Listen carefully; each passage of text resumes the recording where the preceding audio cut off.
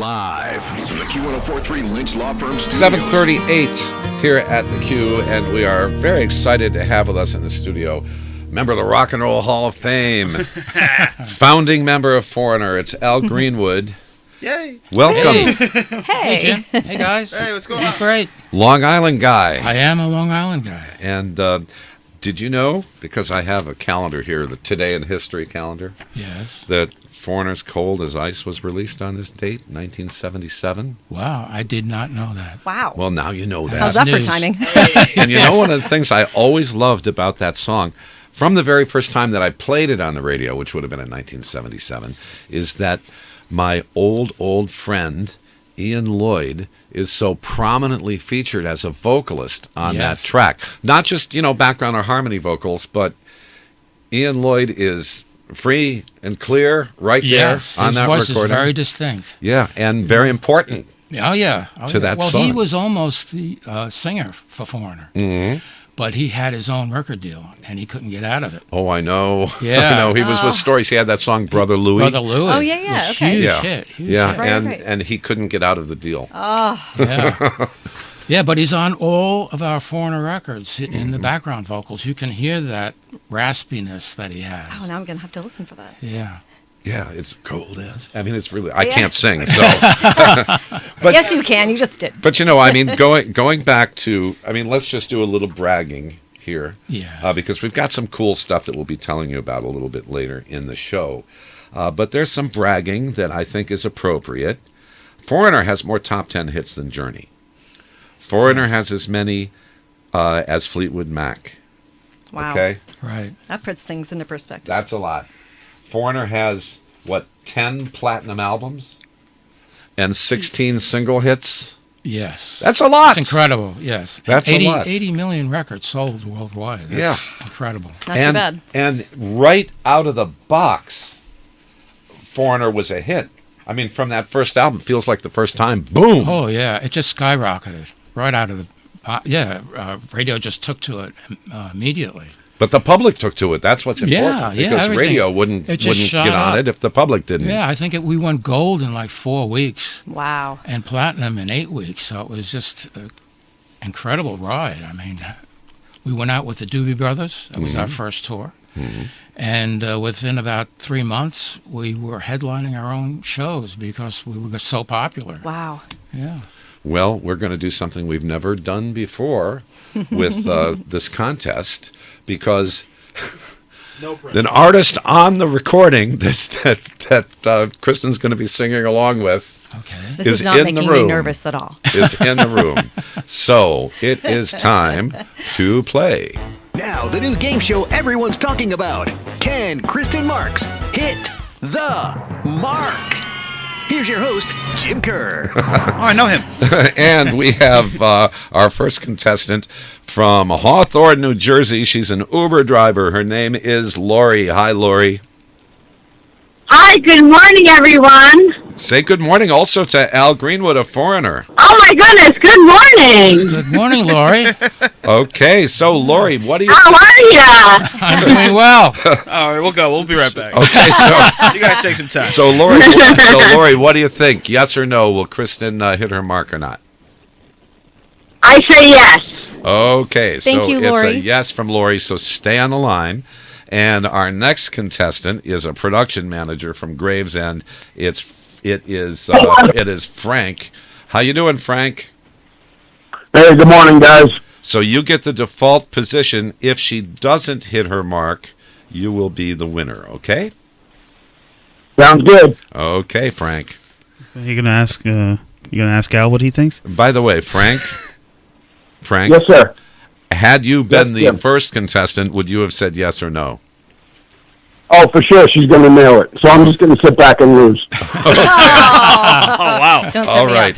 up. So the song is Double Vision. Yes, it is. Now, that was another big hit for you guys. Yes, huge. Yeah, off a the good Double one. Vision record. Yeah. Yeah. Yeah. So, are you ready? I'm ready. Let's do it. Okay. Here we go. Through my eyes with that double vision. No disguise for that double vision.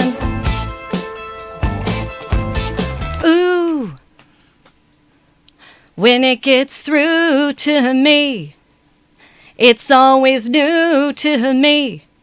My double vision gets the best of me. Best of me. You did Wow. it. Wow. You did it. I'm no Lou Gramm, great. but thank you.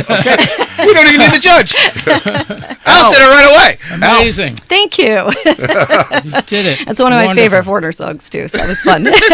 And that's difficult to do. Very difficult to do. I don't think I could do that. You're amazing. Oh, thank you. Oh, my God. Al himself is telling me, oh, my God, this is the best day ever. Thank you. Okay, so Frank, you were right. You just sat back and lost. Thanks for calling. Oh, such life. Okay. And Lori in Hawthorne, you are the winner.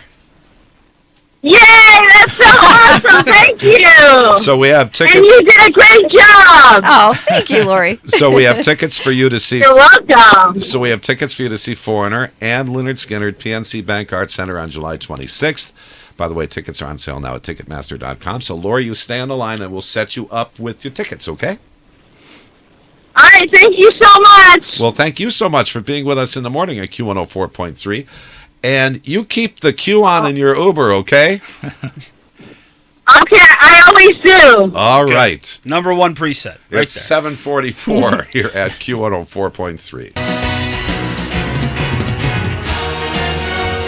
It's Foreigner at Q104.3. Al Greenwood of Foreigner is here with us. I like the big orchestral arrangement on that particular version Yes. of that song. We had the strings and the horns put on there. Yeah. It was actually done by Marty Page, who was a big ranger in Los Angeles. And his son is David Page, who was in Toto. Oh, Oh. Yeah. cool. It's a full circle moment. So you're in the Rock and Roll Hall of Fame. So what was that like? You go there, and I mean, there were people, who were really behind the band Foreigner for the longest time, and they wanted to get some recognition for those original members like you. Yes. And that day came.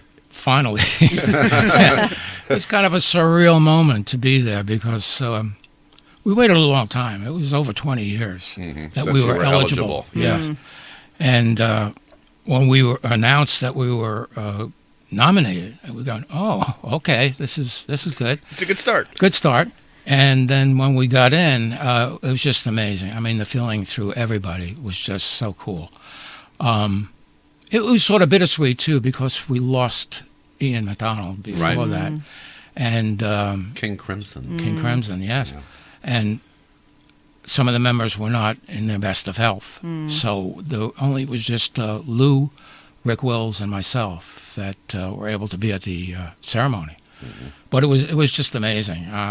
In the band, we have the present lineup. They did the songs, but filling in the band was Chad Smith on drums. Nice. Yeah, from the Chili Peppers. And His drum head is right above I your know. head right now. there you go. There, he's here. And Slash played guitar, and Kelly Clarkson sang on "I Want to Know What Love Is." Amazing. Did a duet with Lou Gramm. So that was just Well, chills moment. Well, so many artists who are very successful and came after Foreigner were really big Foreigner fans. Yeah. So for them, it was a thrill Yeah, absolutely. to Yeah. participate. Did you get to do any tourism stuff around Cleveland? Did you go through the Rock and Roll Hall of Fame? Oh, and absolutely. That was amazing. I mean, I'm so glad that we did it in Cleveland because they switched from Yeah. year to year. And when I first heard it was going to be in Cleveland, I said, oh, no, I got to go to Cleveland. But it is amazing. I mean, that museum, if you haven't been there, it's I just still haven't incredible. been. Oh, Yeah, it's really it's worth. a must-see. Yeah. It's really worth a visit. Definitely on my list. If you like At the top. If you, like most people, have a list of artists that you believe should be in that aren't in, and you go, "Where's Jethro Tull?" Yeah. That doesn't matter. You can still feel that way. Oh, yeah. And you'll still be blown away by what they have collected in this museum. Oh, it's just incredible. Yeah, just walking through it and the artifacts that they have there, it's just, it's all, the ones that are in there are the ones that gave me inspiration in my career, So it was just a great moment all around. Well, when you're listening to the radio, we just, there are those first notes on the piano on Cold as Ice. That's you. And Well, it's not actually me. it's not you. It's not me. That's Mick Jones. That's Mick. That's Mick. Yes. What did he throw you off the stool? Did he throw you off the bench Well, and it's say, I'm going to do it? Interesting story. That's our first record, and we were in the studio, and we had a song called "Take Me to Your Leader," which nobody's ever heard of, and there's a reason for that. But we did. They said, "Well, that's not going to make the record. You need another song." So Mick Jones walks in, and he goes to the piano, and he starts playing dang, dang, dang, dang, dang, and that's how that song came about. We put it together in the studio with the first record, and it's actually the first song that all the members of the band contributed to, because before that the band was coming together. I mean, 4 songs were written before we had Lou, and then Lou came in and wrote more songs, and then we got our rhythm section, Ed and Dennis. So this is the first song that we're all actually a part of. Jim's mind is blown. It's once again, I've heard from an artist that we need one more song for the album. And then, boom, it becomes that was a hit. great one. And I think it really defines the Foreigner sound, too. It's got all the absolutely. layering and everything going on. Did that change the way that you guys wrote songs going forward then? Well, it was... You had to, because we were all a part of the band then, but it was mainly Mick and Lou wrote the majority of everything. I mean, they are the songwriters. Well, but it was in the whole lineup. The original lineup was so interesting. It was a real mashup of these English guys and these American guys. And the name Foreigner itself, half of the band were foreigners to the other half of the band. Right. We're all foreigners to each other. And that went in both directions. But it was very interesting mashup of American and English rock and roll. Well, we were originally called Trigger. And when we went to the record company said, you can't use Trigger. There's already a band called Trigger. You have to come up with something else. So we all brought in names, lists of names, and Mick Jones brought in Foreigner. And we said, oh, that's perfect, because there's 3 guys from England and 3 from America, and we're all in a way foreigners to each other. Perfect. And there's a new album. It's a live album, In the Eye of the Storm, and it comes out tomorrow. And it was recorded on Ellis Island. Yes. On one of the stormiest days of the whole year. Crazy day. Mother Nature rained down on us that day. Added to the drama, though. Oh, it did. It was very dramatic. Well, it's pretty interesting in that Lou Gramm and Kelly Hansen, who was Foreigner lead singer for 20 years or so? Yeah, about 20 years. And then the new lead singer, Luis Maldonado. all were together, singing together. Yes. On Feels like the first time. I mean, that must have just been wild. Amazing. To see. Yeah. And while we're getting drenched in rain. You're on Ellis Island. We're on Ellis Island. Singers. Yes. Oh, wow. Well, I mean, the reason that we went to Ellis Island is because that was where the foreigners came into America through that passage. Makes sense. Our manager came up with something special for our 50th anniversary. So they said, well, why don't you do a concert on Ellis Island? And we said, oh, that makes sense, And the day came, and I'm starting to think that on the album here, Jim, this might actually be the storm that they played through Yes. with the artwork. There's lightning and thunder and torrential rain, and it was just incredible. So, and the stage was not covered. Wow. We were just out in the open. That's a cool looking album. That must have That been. sounds safe, too. Yeah. How'd you feel about that? You Not nervous at all? water and electricity do not exactly go together. No, they don't. No, not usually. So They don't. But this album celebrates. He's 20 feet away. This album celebrates 50 years of Foreigner. Now, I saw Foreigner at Tilla Center last year, on the Post campus on Long Island. You were there. You Yes, came out I was onto there. the stage with Lou Gramm at one point, and that's when I first saw Luis, the new lead singer. He's really good. Oh, he is amazing. Yes, he was the guitarist in the band, And when Kelly Hansen, who did an amazing job for over 20 years, decided that he was going to retire, we said, well, either we stop or we have to find a way to go on. And little did we know that Luis had this amazing voice, And they found out by doing these little shows off the regular thing. They would go to, little bars and play it and do an acoustic. Do an acoustic show, and Luis would sing. And they said, oh, your voice is just right for this. And they started putting him on and sharing the show with Kelly. And he's become this amazing front guy and leading the band. Well, you have to be a really amazing singer to be able to do those songs that Lou Gramm did so perfectly. Yeah, they're not easy. Very hard to sing. Because any lead singer, Kelly dealt with it all those years, and Luis will have to deal with it because their vocals are always going to be compared to Lou's, and if they can't stand up, well, that wouldn't be a good thing. But in Kelly's case and in this new singer's case, Luis, they nail it. We struck gold. Yeah, able to fill those big shoes. Yeah, absolutely. And you and Lou Gramm join the Current Day Foreigner from time to time? Yes, we go out and we do shows. I'll be doing Jones Beach coming up August 21st. So that's going to be fun. Mm-hmm. And I do other shows. I've been going out there, popping up now and then. You never know when I'm going to be there. But I'll be there. And Lou does shows as well, and Rick Wills occasionally does shows. So we're all still got a hand. It's a great time when we go out. The guys are great. The shows are just fantastic, and the audience and the fans are just amazing. The bass player's from Dokken? Yes. Ever heard of him? Dokken, yes, I've heard from time to time. Yes. But Eddie would probably know. Eddie Trunk would know them much better than I do. That's pretty hard rock and heavy metal. Dokken. Yeah, Jeff Pilson. Yeah, but the young guys, how do they treat you?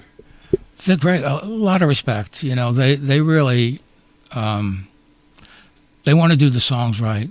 They have a passion for it, and they love doing it. I mean, they've been doing it now for over 20 years. Mm-hmm. Jeff Pilson, who is the musical director, plays the bass and some of the keyboards. And all the guys in the band, they're just amazing musicians. And it's just a fun show. I don't know if you've ever seen a Foreigner show, but it's just a lot of fun. And the audience is just, a part of it because they know all the words to the songs and everybody's singing along. It's just a great experience. And of course, the performance on Ellis Island was filmed as well. Yes.